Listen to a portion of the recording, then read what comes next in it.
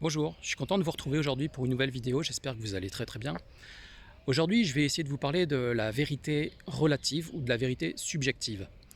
Pour ce faire, on va utiliser une notion de PNL qui s'appelle la carte du territoire. Alors, le territoire, c'est la réalité, l'ensemble de ce qui existe, dont on a plus ou moins connaissance. Il y a des choses qu'on ne connaît pas, qu'on n'a jamais rencontrées, qu'on n'a jamais appréhendées, et donc dans ce cas-là, ça fait partie d'une zone noire qu'on n'a jamais vue. Et il y a ce qu'on connaît ou ce qu'on croit connaître. Et ça fait partie de la zone blanche qu'on va appeler donc du coup la vérité subjective. En PNL, on parle de carte du territoire pour la dissocier du territoire. Le territoire étant la réalité dans son ensemble, connue et inconnue, duquel chacun n'a qu'un petit aperçu. Et la carte du territoire, c'est la représentation personnelle individuelle que chacun a de ce territoire. La carte du territoire se construit au fil des années à travers l'éducation, à travers les croyances, à travers les relations, et ce qu'on va, au cours de notre vie, estimer comme étant vrai ou comme étant faux. L'enfant, lorsqu'il naît, est totalement vierge de toute programmation, de tout conditionnement, de toute croyance. On peut dire que sa carte du territoire est vide ou qu'elle est totale, c'est-à-dire qu'elle recouvre l'ensemble de la réalité puisque tout est possible vu que rien n'a été limité, rien n'a été interdit. Au cours de l'éducation de l'enfant, lorsqu'il va grandir, ses parents vont lui enseigner un certain nombre de concepts, en général basés sur de la moralité, de lui dire ça c'est bien, ça c'est pas bien, ça tu peux faire, ça tu ne peux pas faire, ou ça c'est vrai et ça c'est faux. Et à partir de ça, l'enfant va aller couper, cloisonner, segmenter, retirer certaines zones de possibilités pour exister, en les considérant et en les marquant comme indésirables, non souhaitées, interdites, et ce qui va construire la carte du territoire de manière plus ou moins précise, plus ou moins fine, selon les domaines auxquels il se sera intéressé. Ça va être le cas par exemple sur les mathématiques ou sur la science. Au plus on va être pointu dans un domaine, au plus la carte du territoire de ce domaine va être précise, détaillée, fine, segmentée, et permettra d'avoir une plus grande subtilité dans la compréhension et dans l'interprétation de ce qu'on va vivre. Cette carte du territoire devient la vérité individuelle et personnelle de chacun, puisque chacun ne peut appréhender le monde qu'à travers ce qu'il connaît, et donc l'ensemble des perceptions vont être évaluées, estimées, filtrées, catégorisées par rapport à la représentation que l'on peut en avoir. Ainsi, quelque chose qui ne fait pas partie de la carte du territoire n'aura pas d'existence dans notre réalité vécue individuelle, dans notre vérité subjective et relative. Et donc l'ensemble de ma vie, comme de votre vie, est en gros la zone de jeu qui est couverte par la carte du territoire. Alors ok, bon très bien, ça c'est l'explication de ce qu'est la carte du territoire. Mais concrètement, qu'est-ce que ça va faire dans notre vie? Qu'est-ce que ça va induire dans nos comportements et dans nos attitudes? Eh bien, pour avoir un exemple très simple, vous pouvez imaginer deux supporters de football, un qui soutient le PSG, un autre qui soutient l'OM, se rencontrer et vous allez voir ici une confrontation de cartes. Idem si on prend deux militants politiques, un du Rassemblement National et un de la France Insoumise. Vous voyez, en gros, on va avoir un certain nombre de clivages, de différences qui vont s'activer et qui vont entraîner soit des réactions, soit des comportements qui vont être vécus comme choisis ou comme subis.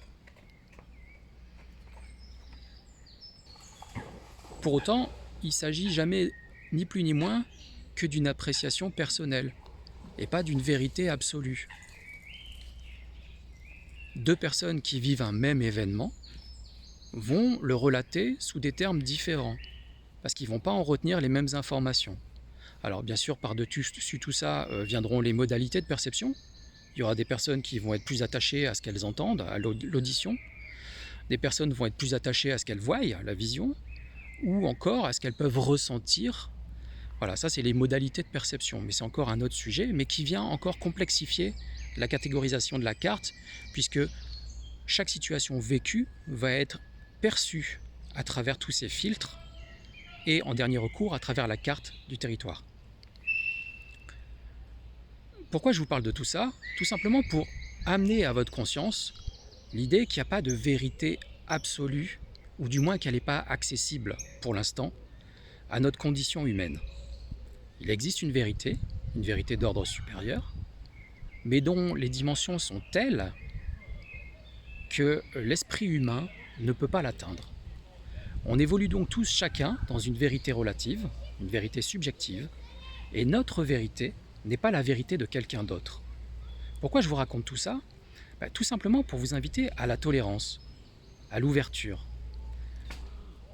Je pense que personne ne viendra me contredire en disant qu'on n'aime pas être repris, on n'aime pas être confronté à quelqu'un qui vient nous dire « Écoute, tu sais, là, quand même, quand tu dis ça, t'as tort. » Ou « Quand tu fais ça, vraiment, c'est pas bien. Hein. » Ces jugements, ces évaluations, ces critiques de qui nous sommes, parce que notre carte, c'est qui nous sommes, viennent nous percuter et nous heurter. Mais faut pas le recevoir comme une critique. Il faut le recevoir comme une invitation à l'ouverture, comme une invitation à reconsidérer les limites que nous avons acceptées. Je vous demande pas de croire n'importe quoi. Hein. C'est pas mon propos. L'objectif n'est pas de dire que c'est bien d'aller faire la guerre ou quoi que ce soit. Mais ceci étant, les personnes qui sont engagées dans une guerre pensent agir pour le bien, même si de manière, cette fois-ci très factuelle, commettent des crimes, tuent des personnes, prennent des vies. Mais, dans leur point de vue, c'est une bonne chose. Vous pouvez demander à un Ukrainien, par exemple, ce qu'il pense de tuer un Russe, et vous pouvez demander à un Russe ce qu'il pense de tuer un Ukrainien. Moi, je ne prends pas position, hein. Je vous donne juste une situation dans laquelle vous pouvez voir à quoi peuvent conduire des cartes rigides, non évolutives, et qui ne considèrent pas la vérité de l'autre comme étant tout aussi importante que la leur. Chacun a le droit de vivre, et donc il faut simplement essayer de trouver des terrains où chacun est libre d'exister dans ce qui constitue pour lui une vérité. Maintenant, je vais vous inviter aussi à ne pas rester enfermé dans les conditionnements. Parce que l'ouverture, c'est pas simplement accepter des choses qu'on considère comme fausses, c'est aussi remettre en question des choses qu'on a considérées comme étant vraies. Voilà. Et je pense que je vais en rester là pour cette vidéo, pour pas qu'elle soit trop longue, et simplement vous inviter, la prochaine fois que vous serez confronté à une personne qui viendra vous challenger votre carte, qui viendra remettre en cause les frontières de vos croyances, à considérer le bien fondé de ces limitations que vous avez acceptées dans votre vie. Est-ce que vous étiez conscient lorsque vous avez accepté de dire « ce territoire est interdit, je ne m'y rendrai pas » ou est-ce que vous l'avez accepté par contrainte, par peur, par conditionnement? Et en gros, c'est vous remettre sur le chemin de votre royauté, de votre souveraineté. Est-ce que vous choisissez les limites de votre expérience ou est-ce que vous les subissez? Est-ce que vous êtes libre ou est-ce que vous êtes enfermé dans un contexte que quelqu'un vous a imposé? Voilà.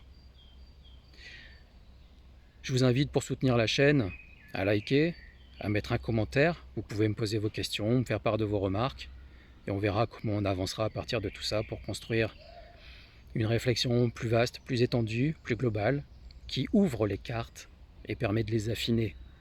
D'ici là, je vous souhaite une très belle journée et je vous dis à bientôt. Bisous.